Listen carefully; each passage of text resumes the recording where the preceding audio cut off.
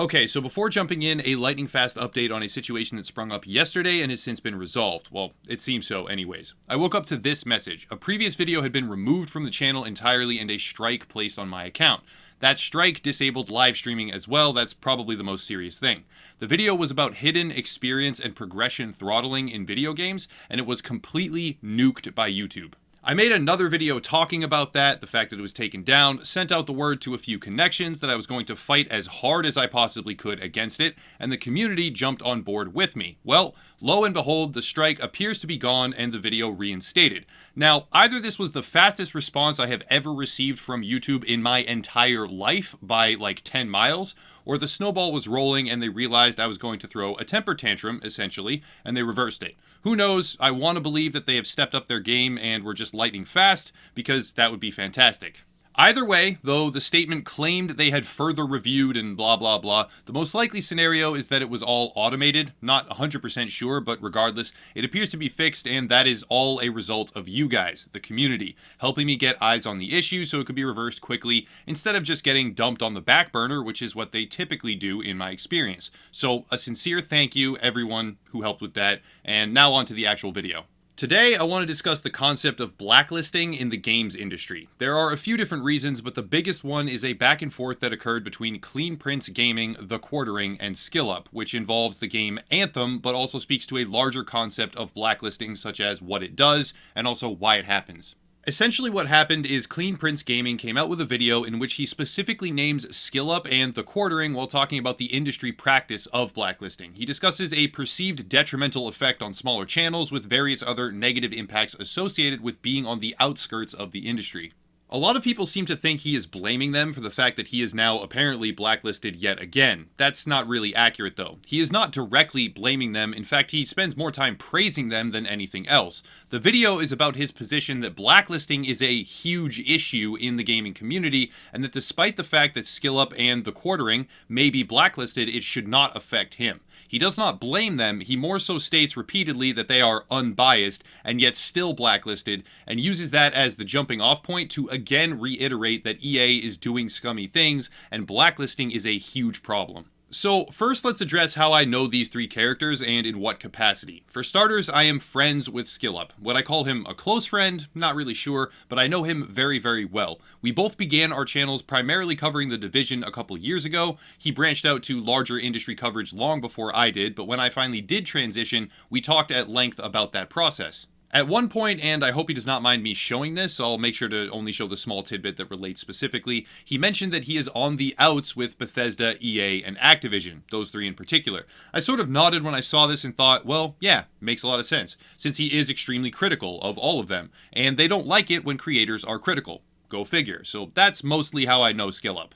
Then there is TheQuartering. I don't know him as well, but we have talked a couple of times. We've had a few encounters on Twitter. He hung out in my livestream chat for a bit during one of the Anthem demo days, and I am very excited to check out his upcoming website launch called Exclusively Games, which looks to open up a space for video game related content that is shaped a bit differently than the mainstream sites out there are right now. Lastly, there is CleanPrinceGaming. Now, I've never talked to CleanPrinceGaming directly, but I know him through, I guess, like, reputation. Also, another friend of mine named MarcoStyle, a brilliant creator who covers the Division franchise extensively, had a run-in with him after CleanPrinceGaming created a video about the original Division game, which was, well, it was a mess. MarcoStyle highlighted dozens of different problems. He pointed out tons of instances where CleanPrince had just ripped a bunch of footage from known Division creators and cropped out their names, among other things, a myriad of other things, like repeated usage of the phrase "it just works" when talking about various bugs and glitches, which were in fact still in the game, which is a meme now for so many reasons. Basically, it's a very long list. He dismantled the video point by point, and it was expertly done. Fun fact, to this day, CleanPrinceGaming now includes a disclaimer saying all gameplay captured by me and me alone, and I'm pretty sure that was a direct result of the video that MarcoStyle made. Not really relevant, just a random interesting point, so whatever, moving on. Anyways, another way I know of CleanPrinceGaming is that when I produce a video that my community really hates, and the like-dislike ratio is terrible, for instance, or it's perceived as too sensational, or clickbaity, or overdramatic, or whatever, they will often say things like, "You're turning into CleanPrinceGaming." I guess not super relevant, but that's another way in which I know of him as a creator or have heard of him. So now that we have some background, I'll weigh in on the topic of blacklisting and the video Clean Prince Gaming has made.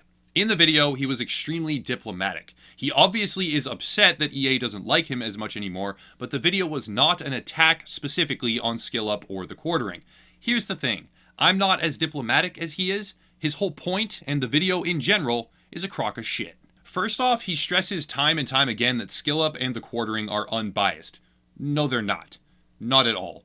I don't mean that as an insult. They are both highly skilled YouTubers who have honed their craft over time. And on that same topic, all three of these guys, Clean Prince, TheQuartering, and SkillUp, are at least double or closer to triple my size. So they are doing something right, to say the very least. And by almost all metrics are far more successful than I am myself. So this isn't to say they don't know what they're doing. This isn't to say I know better when it comes to channel management or anything like that. It's an analysis on why Clean Prince Gaming's video is dumb as fuck.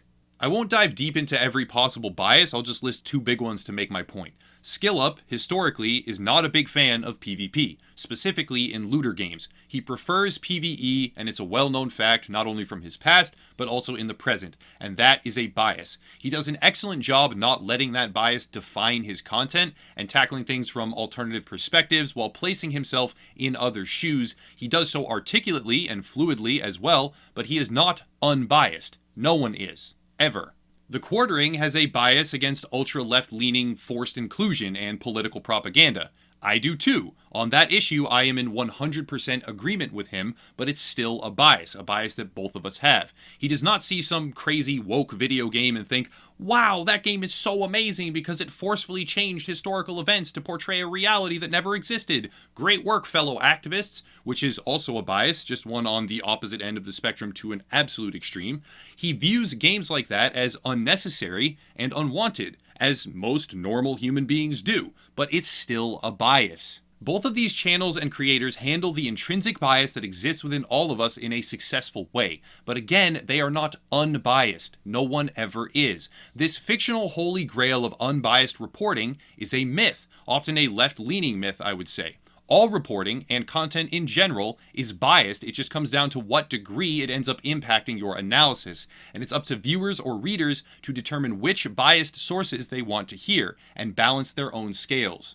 Another major point that Clean Prince makes is about review copies. He asserts that review copies are very helpful and lend a hand for channels to grow. He also claims that channels relying on these copies would be damaged greatly by having that privilege stripped away, and pointedly denies that it's a big deal for him, but inversely it matters for smaller channels. It just also happened to him. This is another crock of shit, because smaller channels usually don't get review copies. If they do, it's because they have been extremely active in seeking out the right avenues to acquire them, and made it clear they are profit safe and corporate friendly. When you get really large, that's when you start to have the freedom to still say whatever you want and not lose privileges, because you are a valuable commodity with your millions of social reach or whatever. Smaller channels, there is a line miles long for the same position, each one more eager to kiss ass than the last, so the large publishers have an infinite supply to pick and choose which one will help them push their agenda the best. Furthermore, the idea that you must be first, yeah, that's real, I guess, but there is no stone-cold correlation to growth or success based on early access. If you make bad content, no one's going to watch. If you make good content, but you make it a month or so after everyone else makes the bad content, people are still going to watch. The idea that smaller channels are relying on review copies to grow their channel is just a false narrative, plain and simple. It's great to get them, I guess, but it does not make or break a channel, not even close. After that, he addresses the EA GameChanger program. Again, in a very diplomatic way, I must admit. He states that EA GameChangers are likely all wonderful and not affected at all by the fact that they are part of the program. Sure. Of all the EA GameChangers I have ever met, gotten to know, or extensively analyzed, which is quite a few, there is one that is not a total fucking sellout. Granted, I don't know all of them, and there could totally be some more great people in the program, maybe, but out of all of them, only one uses the program for anything but kissing ass. The creator I am talking about I have known a long time, and he is great at fostering relationships specifically with developers. He then uses those relationships to have an actual positive impact, but that is not the norm. In fact, he and I recently chatted about the GameChanger program, and he was sad that they had such a bad name in the industry. I tried to articulate why that is, and I'll do so again now. The reason EA GameChangers get so much flack is because it is a program designed from the ground up to help EA make more money. These companies have a set-in-stone goal, which is to maximize profits. They do not allow creators anywhere near insider access if they do not think the net result will be increased sales. As an effect of that, to even be selected for the program, a creator must have shown a prerequisite willingness to play ball, if you will. The one exception to this is that if you're just so big they can't ignore you, in which case they send you everything anyway, even if you're critical, because they desperately want to buy you over or try to buy you over, even if you refuse. It's just worth it for them to give it a shot. That's the only exception to this. If you're any sort of medium or small, then you do not have access to things without a really clear-cut understanding on EA's part that you are going to make them money. Now, does all of this mean that no one could ever trick them, get in, and then use it for good? No, that's kind of exactly what my friend does, I mean, at least sort of. But it means that the majority of creators in the program are there because they accept access with strings attached and then continue to play by EA's rules. Thus, the program is branded with a very well-earned stigma of being a shill parade.